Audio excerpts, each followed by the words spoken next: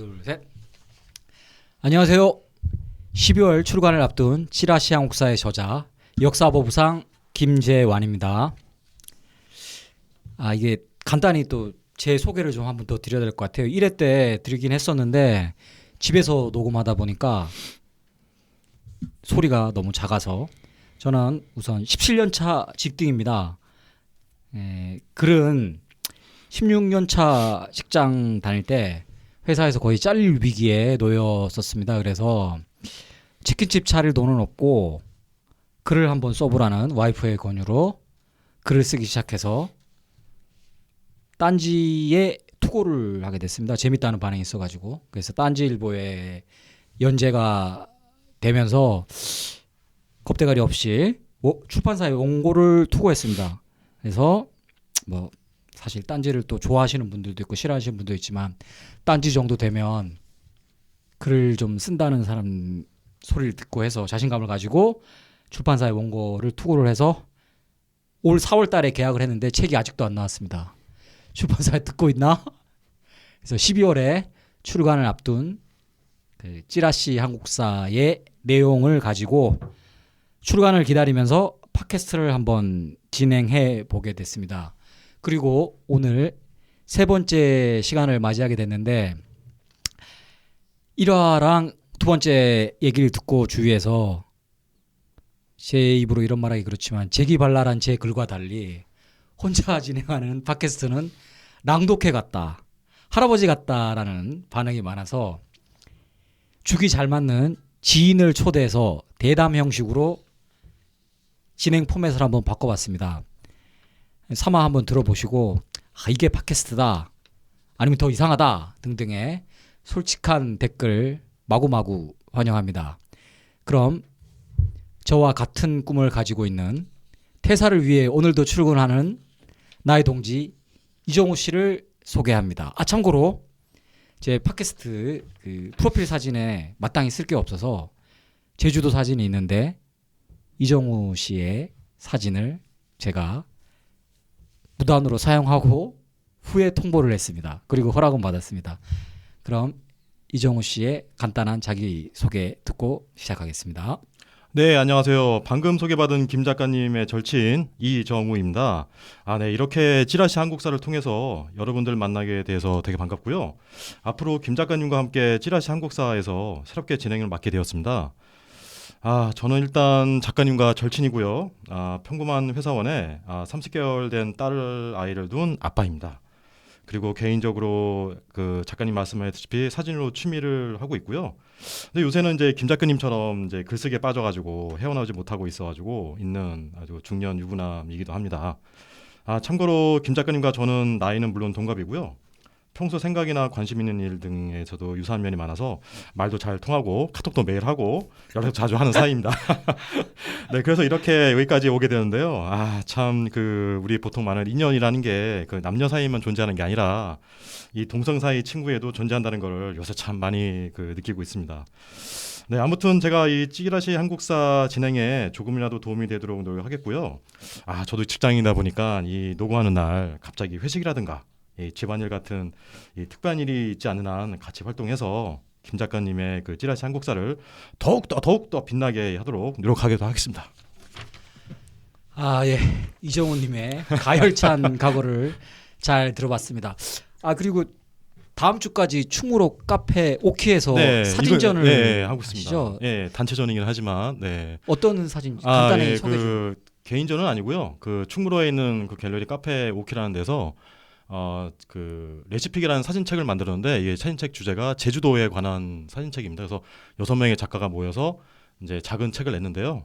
네, 뭐 홍보하기는 좀 그렇지만 뭐 제가 뭐 허락이 된다면 그 공지사항 같은데 제가 또 관련 내용을 올리도록 하겠습니다. 네, 감사합니다. 뭐 따로 입장료가 있고 이런 입장료 전혀 없고요. 예. 오셔가지고 이제 좋다 하시면은 뭐 작품 사주시면 더 좋고, 뭐 아니면은 책도 파니까, 책은 9,000원 합니다. 근데 절대 후회는 없는 책이니까요. 한번 뭐 사주시면 감사하겠고요. 네, 감사합니다. 예. 제가 사진 좀 봤는데 사진이 인간미가 많이 느끼고 인공미가 없는 자연미가 많이 느껴지는 좀 저는 친구라서 그런지 개인적으로 굉장히 좋은 사진인데 충무로 카페 오키 시간 되시는 분들 한번 들려서 주말에 문화생활 한번 해보는 것도 괜찮을 것 같습니다. 오키 카페님 제가 홍보 많이 했습니다. 자 그러면 찌라시 한국사 제3화 미싱 추사 김정희의 세안도 본격적으로 시작해 보겠습니다. 오늘 에피소드는 4가지 순서로 목차를 제가 정해봤는데 첫 번째 추사 김정희에 대한 간략한 인물 소개를 해보겠습니다. 김정희 선생님 하면 뭐 워낙 추사체로 유명한데 그렇죠. 그래도 간단한 인물 소개를 한번 하고 두 번째로 출생과 유년기에 있었던 재미있었던 에피소드를 한번 들려드리도록 하겠습니다.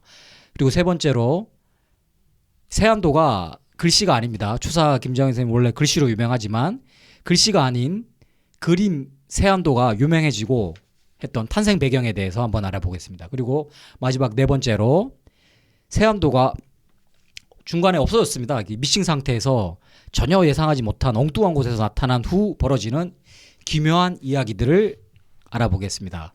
그럼 먼저 꿀보이스 이정훈 님이 추사 김정희 선생님에 대한 간략한 브리핑이 있겠습니다. 네. 이번에 하여튼간 그 주제로 해서 제가 좀 나름대로 검색을 좀 해봤는데요. 네, 오늘 주제인 그 추사 김정희 선생님에 대한 그 세안도에 대해서 간략하게 소개드리겠습니다. 추사 김정희 선생님에 대한 소개를 먼저 드리도록 하겠습니다. 출생은 1786년 정조 10년에 태어나셨고요. 네, 1856년 철종 7년까지 계시다가 이제 돌아가셨습니다. 조선 후기 학자이고 서화가이고, 네, 자는 원춘, 호는 완당, 마이크 조금 이렇게 예. 되고 예. 네. 완당 그리고 추사 그리고 본가는 경주라고 합니다. 1819년 문과에 급제해서 벼슬이 대사성 2조 참판까지 이르렀고요. 헌종의 묘를 옮기는 문제를 둘러싸고 귀향을 가는 등 모두 13년간 유배 생활을 했다고 합니다.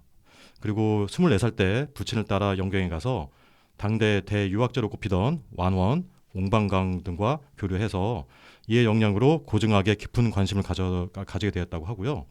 금석학이라는 그 학문에 몰두해서 16년 종래까지 무학의 비석으로 알려져 있던 북한산의 그 비석이 그 신라 진흥왕 순수리비임을 고증해냈다고 합니다. 그 특정한 서체에 구애되지 않고 역대 명필의 그 장점을 모아서 추사체라고 하는 독특한 서체를 개발하기도 했고요.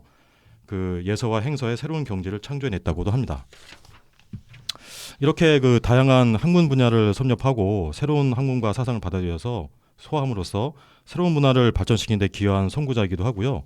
그 실증적인 실학의 그 학문 태도를 가장 잘 보여준 인물로 평가받고 있습니다. 그 청해 대유학자들이 그를 가리켜 해동 제1통유라고 불렸을 정도로 하네요. 예, 자칫 지루해 줄 수 있는 이야기 꿀보이스 덕분에 졸리지 않고 잘 들었습니다. 이거 처음이라 참 힘드네요.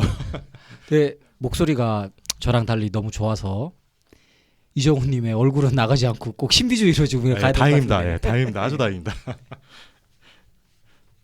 네, 그럼 이제 이어서 이제 추사 김정희 선생님의 집안 내력을 살펴보니까요. 그 작가님이 그분의 피를 이어받은 종친이라고 하던데 이게 사실인가요? 예, 이게 참 뭐라고 제가 12월 말 출간 예정인 찌라시 한국사를 쓰는 동안 수많은 역사 속 인물과 사건을 다뤘는데 경주 김씨를 만나 뵌 건 처음이라서 시대와 어울리지 않지만 이게 뭐라고 참 반갑더라고요. 좀 그러겠네요. 자, 그럼 작가님의 그 글솜씨 또한 그 김정희 선생님의 피를 이어받은 거라 이 가문의 영광이 있는데요. 물론 이걸로 봐서는 작가님과의 연관성이 어느 정도 있다고 알고 나니 작가님의 글솜씨에 대해서도 어느 정도 영향이 있는 걸로 봐야겠습니다. 이렇게 말씀해 주시니까 저희들이 남자들이 스튜디오에 앉아서 몹시 닭살스럽고 어색하지만 우리끼리라도 칭찬을 해야죠. 그렇죠. 예, 한국 사회는 칭찬에 너무 인색한 것 같습니다. 칭찬합니다. 감사하고요. 근데 저는 그 심각한 악필이라서 추사 선생님의 그 글씨에 대한 유전자는 유래된 것 같지 않습니다. 근데 최근에 제가 핑글씨 교정책으로 초딩처럼 집에서 글씨 연습을 하고 있습니다. 근데 그렇죠. 이게 그 집중력 향상에 굉장히 도움이 되는 것 같더라고요. 저는 사실 요즘 명상에도 좀 관심이 있는데 이게 그 한 페이지를 쓰는데 보통 한 30분 정도가 걸리는데 그 동안만은 무아지경에 빠진 것 같더라고요. 그래서 글씨를 너무 못 써서 잘 쓰려고 하다 보니까 그래서 네. 그런지 몰라도 명상의 효과가 저는 일어나고 있는데 확인되지는 않았습니다만 글씨 잘 못 쓰시는 분들 한번들 시도해보는 것도 괜찮을 것 같습니다. 네, 잘 알겠습니다. 그리고 이분의 그 뛰어난 능력만큼이나 알아보니까 이 위대한 그 탄생설화가 있다고 하던데 이것도 어떤 얘기인가요? 이게 얘기가 이제 본격적으로 시작되는데 네. 이게 참 뭐랄까 저는 그 추사의 탄생설화를 듣는 순간 다른 분의 이야기가 떠올랐었거든요.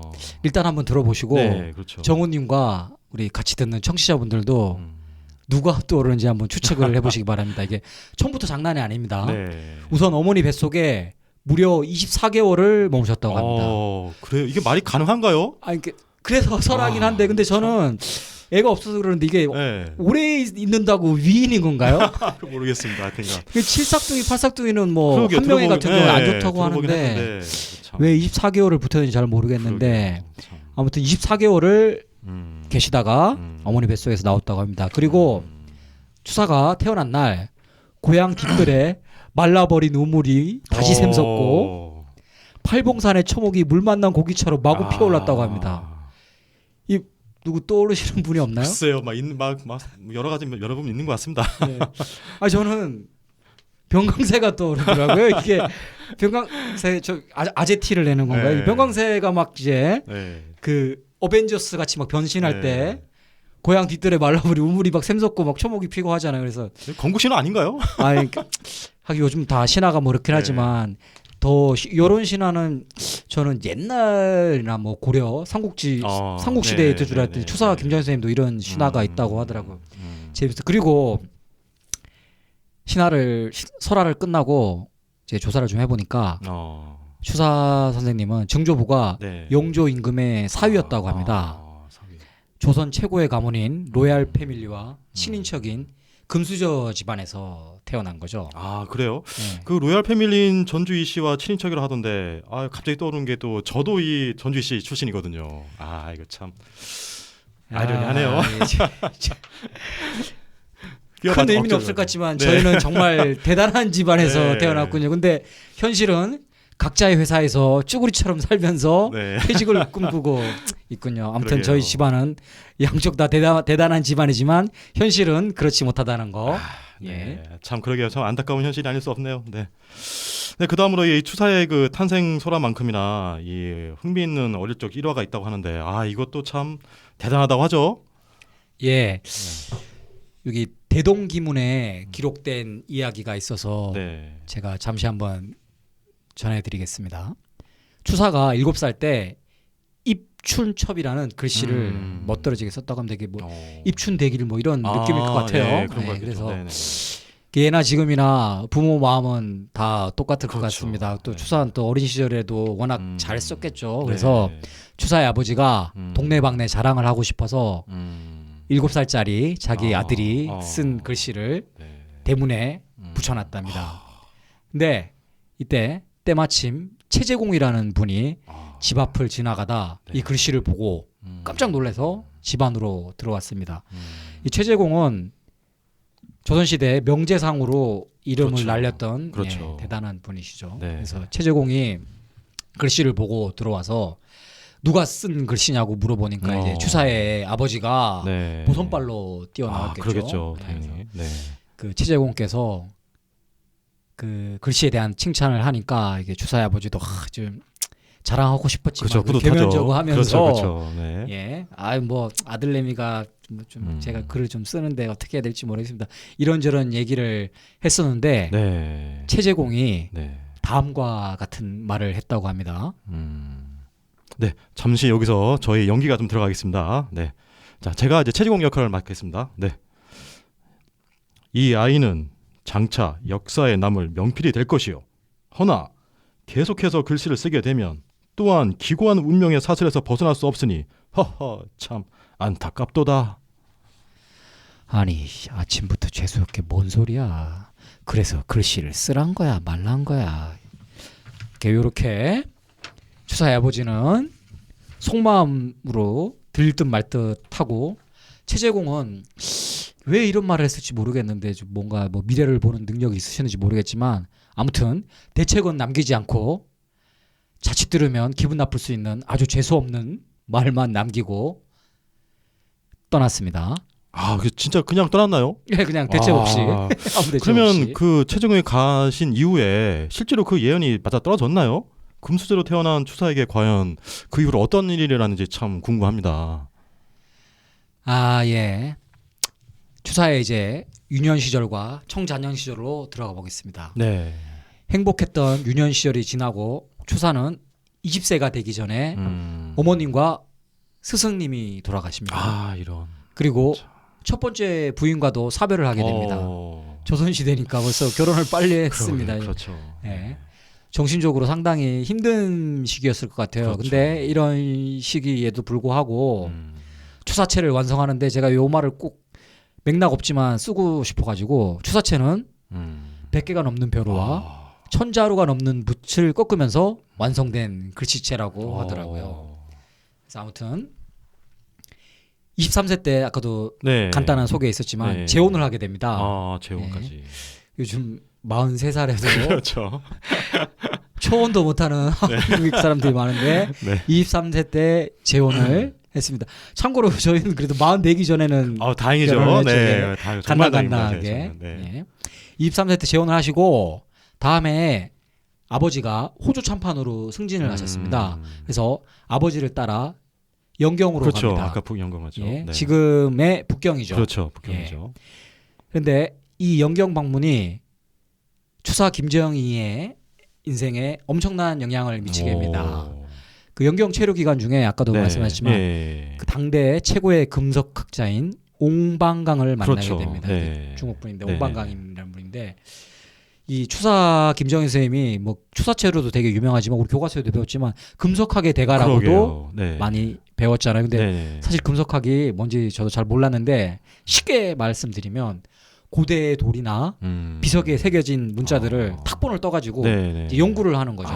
그래서 아까 그렇군요. 마지막 네. 말씀하신 진흥왕 네. 순수비도 다른 사람들이 몰랐었던 건데 이제 그렇게 추사 해서 이제 선생님께서 밝혀진 거군요. 그 네. 금속학이 그런 거더라고요. 그래서 그 영경 체류 기간에 금속학자뿐만 아니라 다양한 계층의 석학들과 교류를 했다고 하는데 이게 다양한 계층이란 게 사람은 한정됐을 것 같아요. 이 당시는 추사 선생님께서 서예의 대가 겸 금속학의 대가시잖아요. 네. 이때는 일반 민중들이 학문을 기회가 없었으니까 그렇죠. 한 사람이 다빈치처럼 여러 가지 모든 거를 학문을 다 하게 다 되니까 해서. 이때 어렸던 사람들은 여러 한정된 숫자이지만 이 사람들이 다양한 방면의 석학들이었던 거죠. 아무튼 김정희는 20대 어린 나이지만 똑똑하기도 하고 사회성도 좋았던 것 같아요. 그럴 것 그래서 같아요. 네. 외국 석학들과 그러게요. 잘 두루두루 잘 어울리면서 네. 귀여움을 독차지했다고 합니다.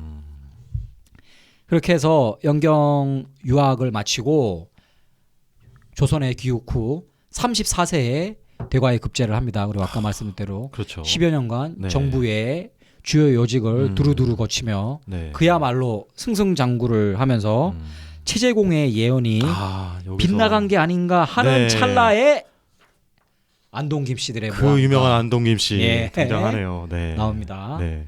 안동김 씨들의 모략과 계략에 빠져서 제주도로 유배를 가게 그렇죠. 됩니다. 제주도로 네. 유배가게 되죠. 네. 네. 제주도에서 유배 기간이 생각외로 9년 동안을 머무르게 되는데 네네네. 가택연금을 당하게 됐다고 합니다. 네. 여기 가택연금에 대해서는 정호님이 부연 설명 좀 해주시죠. 네, 요 부분에 대해서 제가 조금 조사를 했는데요. 이제 우연찮게 제가 또 얼마 전에 읽었던 그 유홍준의 그 나의 문화유산 답사기에 제주편에 보면 이 얘기가 나오더라고요. 그래서 제가 요 부분을 살짝 제가 한번 발췌해서 제가 옮겨놨습니다. 그래서 그 혹시 안 읽어보신 분들 위해서 제가 좀 그 말씀을 드리도록 하겠습니다. 그 말씀하신 가택연금이라는 그 형벌에는 두 가지가 있다고 합니다. 그 바로 죽은 안치와 위리 안치가 그것인데요. 주군안치는 그 지방에서 머물게 하는 것으로 그곳에서 자유로운 활동이 가능한 형벌로서 그 다산 정약용 선생이 주군안치의 형벌이었다고 합니다.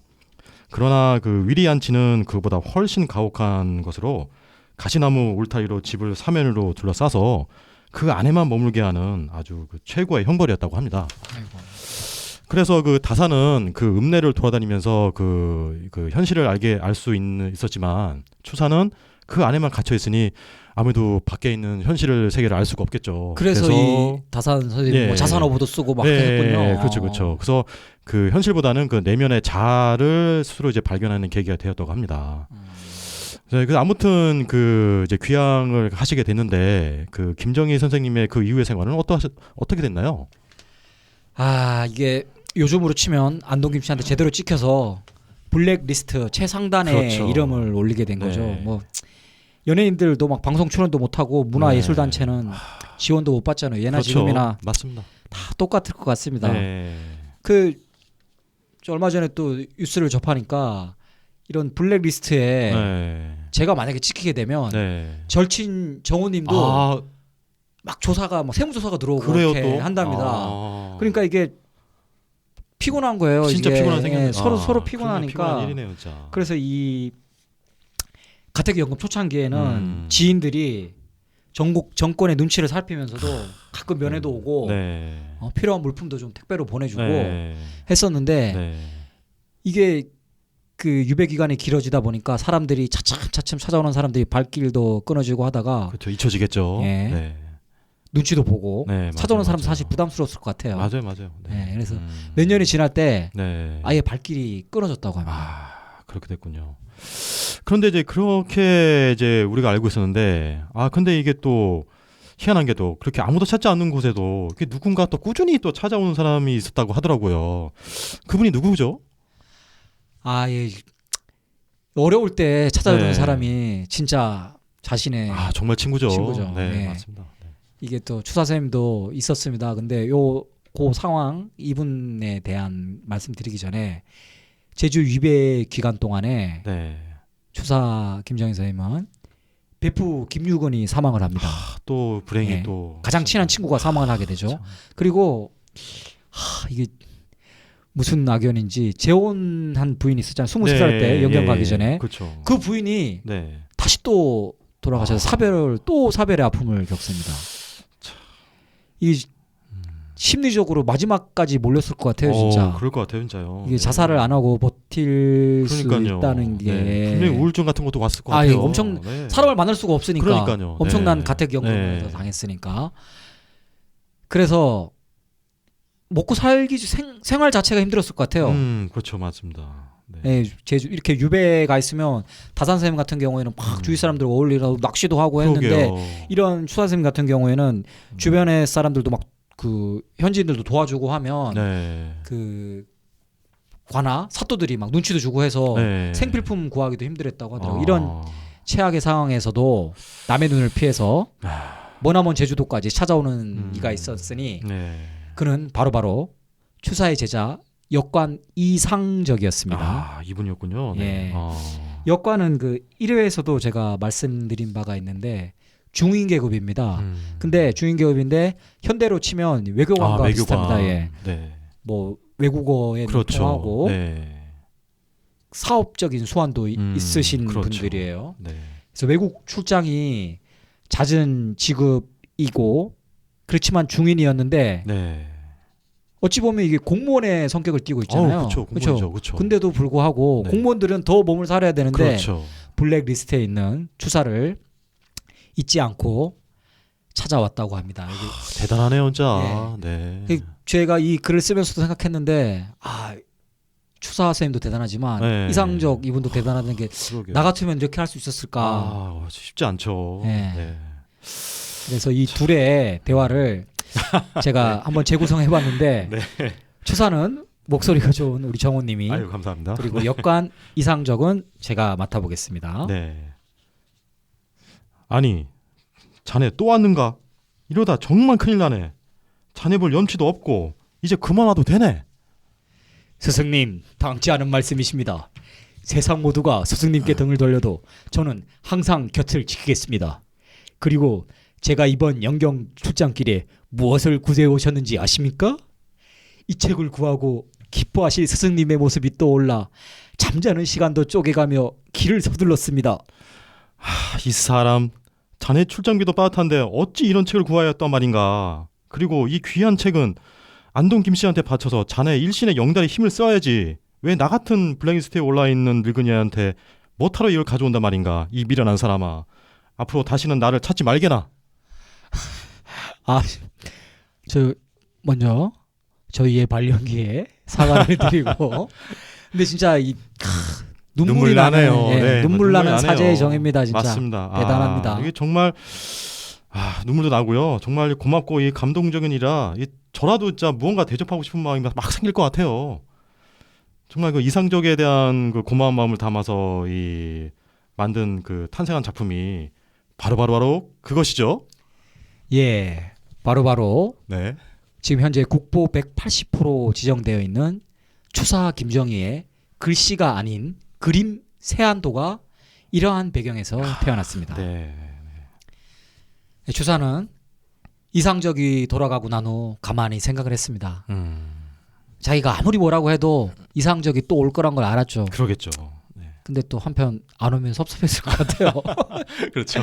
마음은 안 그렇지만. 네. 그래서 자기가 지금 처한 환경 내에서 할 수 있는 게 뭘까 할까 생각을 해봤습니다. 그래서 온 마음을 담아 네. 선물을 주기로 결심을 했습니다. 네. 근데 이건 제 추측인데 네. 이분들의 우정이 하루 이틀 된 게 아니었잖아요. 그렇죠. 그래서 글씨는 내가 이미 그 전에 많이 선물했을 것 같아. 맞아요. 그랬을 것 같아요. 이상적한테도. 네, 맞아요. 추사하면 글씨니까. 그렇죠. 네. 근데 그림은 사실 잘 몰랐잖아요, 저희도. 네, 맞아요. 그래서 추사 선생님께서 그림을 그리기로 한 게 아닐까. 그래서 더 가치가 있지 않을까 하는 생각에. 네, 많은 일리는 말씀인데. 하는데 그래서 그 온 마음을 담아 세안도를 그렸는데 이 세안도에 대한 설명은 정우님이 사진 작가니까 아이고, 네. 부연 설명을 한번 부탁드립니다. 예. 제가 아는 데까지 말씀드리겠습니다. 이 그림은 추사가 거처하는 남루한 집 주변에 그 이상적의 변하지 않는 마음을 표현한 소나무가 그려져 있죠. 그 쓸쓸한 느낌의 그 그림이라고 해야 되죠. 네. 그리고 김정희가 이상적에게 준 선물이라는 의미로 우선 시상이라고 적혀 있습니다. 그리고 PS 출신으로 정무망상이라고도 남겼는데요. 이게 무슨 뜻이냐면은 우리 서로 오래오래 잊지 말자는 뜻이라고 합니다. 이 두 분의 브로맨스가 이제 너무 감동스러워서 이제 손발이 아주 없어질 지경. 남자들 저희 우정 못지 않은데요. 네. 예.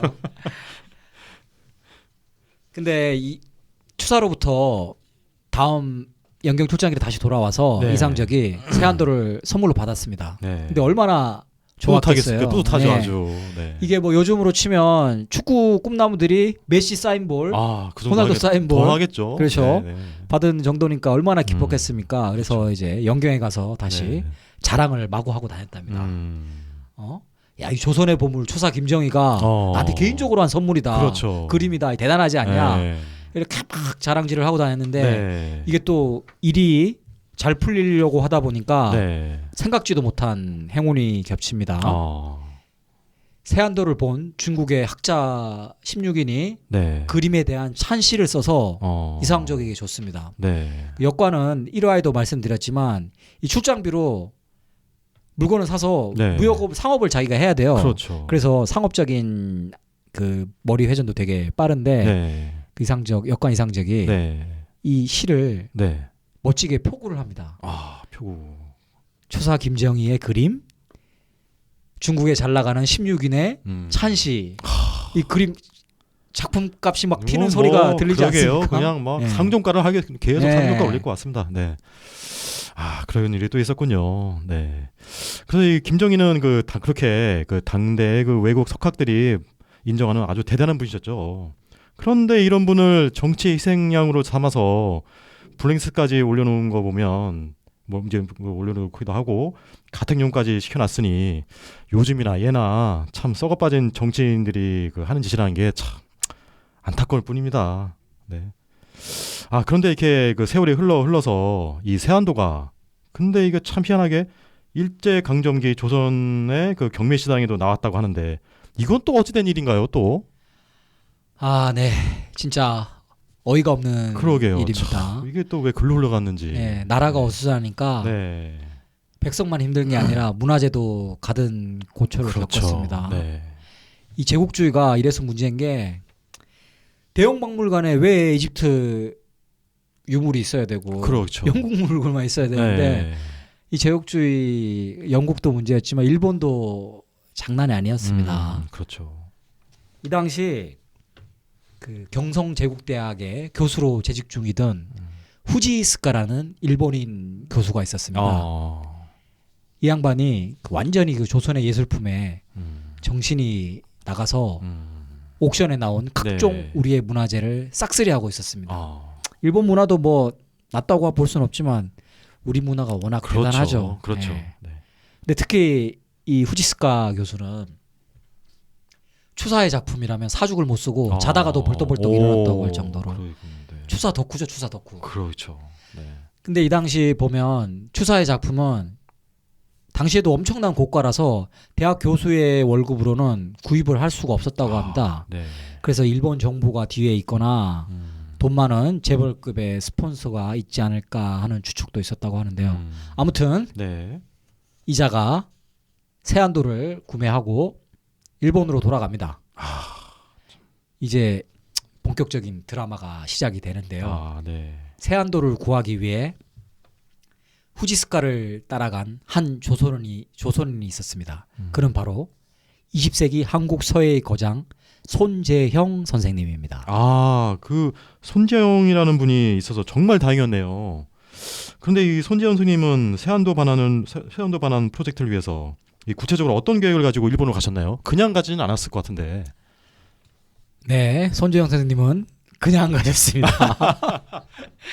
무대 그 송강호 씨가 넘버 3에서 네. 손정희 선생님이 네. 황소 네. 뚜벅뚜벅 가듯이 손재형 선생님도 그냥 뚜벅뚜벅 후지스카의 집 앞으로 가서 그림을 내줄 때까지 네. 평생이라도 머물겠다고 오. 했답니다. 근데 후지스카 입장에서는 기가 막히죠. 그렇죠. 이게. 기가 막히죠. 근데 후지스카 아까도 말씀드렸지만 이 네. 투사 덕후니까 네. 처음에 이게 손재영 선생님 타일렀답니다. 그 교수고 하니까 네. 이런 말이 그렇지만 나쁜 쪽발은 아닌 것 같아요 이분이. 아. 예. 그 손재영 선생한테 이렇게 얘기했답니다. 이보세요. 네.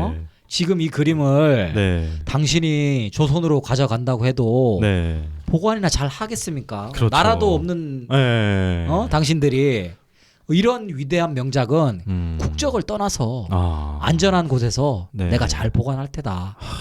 나는 비록 일본인이지만 네. 세상 누구보다 네. 세안도를 사랑한다. 아. 그러니 당신 돌아가라. 오. 이렇게 얘기를 했다고 합니다. 참 논리적으로 또 어느 정도 또 타당한 면도 좀 없지 않아 좀 있긴 있는데. 지금 가슴 아프지만 그렇죠. 맞습니다. 그러니까요. 네. 이거 참. 근데 손재영 선생님께서는 이에 아랑곳하지 않고 무려 100일이 넘게 후지스카의 집 앞에서 죽을 때리고 있었습니다. 야, 죽돌이가 된 거죠. 정말 대단하십니다. 네. 이분도 둘 다 대단합니다. 제가 보기에. 그러니까요. 막상막합니다. 아주. 네. 100일 넘게 있다 보니까 그러던 어느 날 후지스카가 그 자신의 아들을 시켜서 네. 손재영 선생님을 모시고 방으로 들어오라고 했답니다. 네. 자, 여기서 저희 둘의 연기 네, 다시 또 들어갑니다. 들어갑니다. 네. 선상, 당신 참으로 질기문이다. 내가 죽고 나면은 아들 편에 당신에게 세안도를 넘겨주려 했으문이다. 그런데 아무래도 손상이 나보다 세안도를 더 사랑하는 것 같으문이다. 부디 세안도를 죽는 날까지 지켜보겠으문이다. 손상. 고맙소. 참으로 고맙소.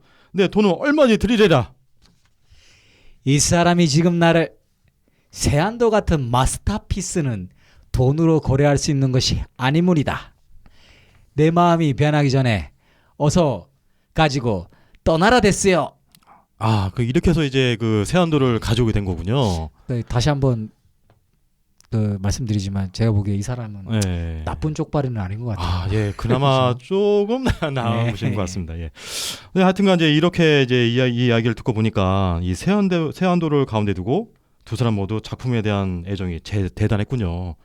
그런 애정과 관심 덕에 지금 현재까지 잘 보존되어 내려온 게 아닌가 하는 생각이 듭니다. 이 세안도를 재현해둔 곳이 그 의외로 우리 가까운 곳에 있다고 하던데 이게 저도 몰랐던 곳인데 어디죠? 예. 그 맛집과 네. 데이트 코스로 유명한 네. 양평에 가면 아, 양평. 예. 네. 물과 꽃의 정원이라는 세미원이 있습니다. 예, 있죠. 예. 네. 이곳에 가면 세안정이라는 곳이 있는데 이름에서 유추가 가능하듯이 추사의 그림 세안도를 그대로 재현해 놓은 곳이라고 합니다. 아, 그 양평은 가족 단위나 연인들이 그렇죠. 많이 가는데 그렇죠. 여기 가서 음. 뭐 여자친구나 음. 아이들에게 그렇죠. 아 여기가 네. 이런 데다 이렇게 네. 한번 역사 지식을 뽐낼 수 있는 그러니까요. 기회가 좋은 네. 아빠, 멋진 네. 아빠, 네. 멋진 남자친구가 네.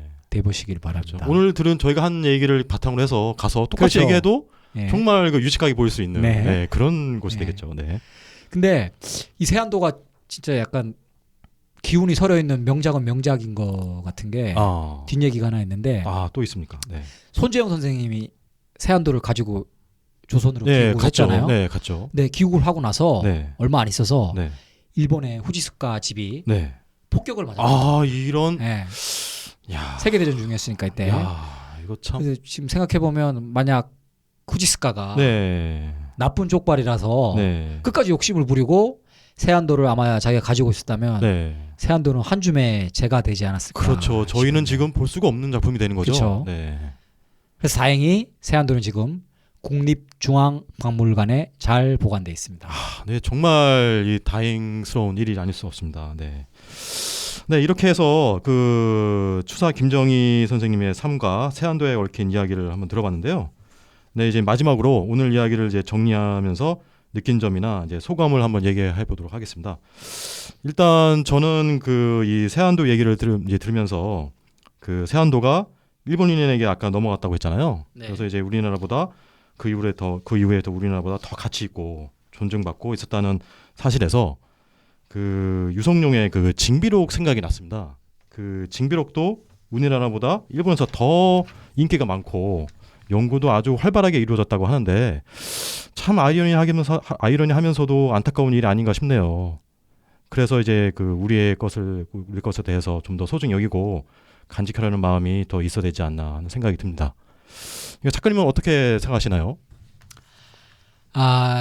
저는 그 사실 사람들이 심리적 네. 벼랑에 몰려 있을 때 네. 위대한 작품이 나오는 것이 아닐까 하는 생각을 해봤습니다. 그렇죠. 네. 예, 그렇죠. 세안도도 네. 그 이상적에 대한 고마운 마음도 있었지만 네. 아까 말씀하셨지만 할 게 없으니까 그렇죠. 예, 네. 정성을 더 들여서 네. 그 그림을 그렸기 때문에 그런 그림을 제가 실제로 봤는데 네. 그림을 잘 몰라서 그런지 그냥 되게 쓸쓸함은 느껴지는데 이 막 그렇죠. 대단한 작품인 것까지는 사실 저는 네, 잘 맞습니다. 모르겠더라고요. 예. 그렇죠. 이 내용을 알기 전에는 그냥 누구나 그럴 수 있을 것 같은 네. 느낌이 드는데 이 내용을 알고 나부터는 정말 범접할 수 없는 예. 그런 기운이 있는 작품인 것 같습니다. 네. 그리고 또 저도 회사에서 퇴사 일보 직전까지 몰려서 네. 심리적 벼랑에 있을 때 글을 쓰기 시작해서 네. 찌라시 한국사가 나왔기 네. 때문에 네. 저는 그런 게서 좀 비슷한 생각을 했고 네. 이 두 남자의 브로맨스 그렇죠. 이 대단하다는 생각이 들더라고요. 네, 예. 정말 남녀의 사랑 못지않게 더한 예. 사랑이죠. 뜨거운. 그렇죠. 네. 그래서 저희들도 정우님과 저도 네, 감히 추사와 이상적의 브로맨스처럼 네. 퇴사하는 그날까지 네. 서로를 격려하며 네. 파이팅을 한번 해보면 어떨까 하는 생각을 해봤습니다. 네, 맞습니다. 예. 네. 네. 자 이렇게 찌라시 한국사 3화를 마무리하고요. 저희들도 파이팅도 좋지만 이 팟캐스트를 듣는 퇴사를 꿈꾸는 또 다른 모든 직딩들의 꿈이 이루어지기를 진심으로 기원합니다. 안녕.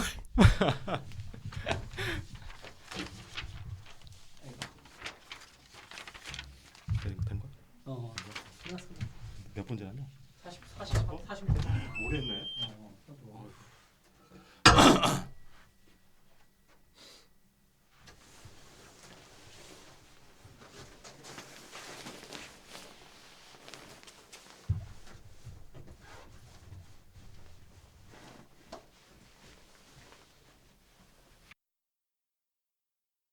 둘, 셋.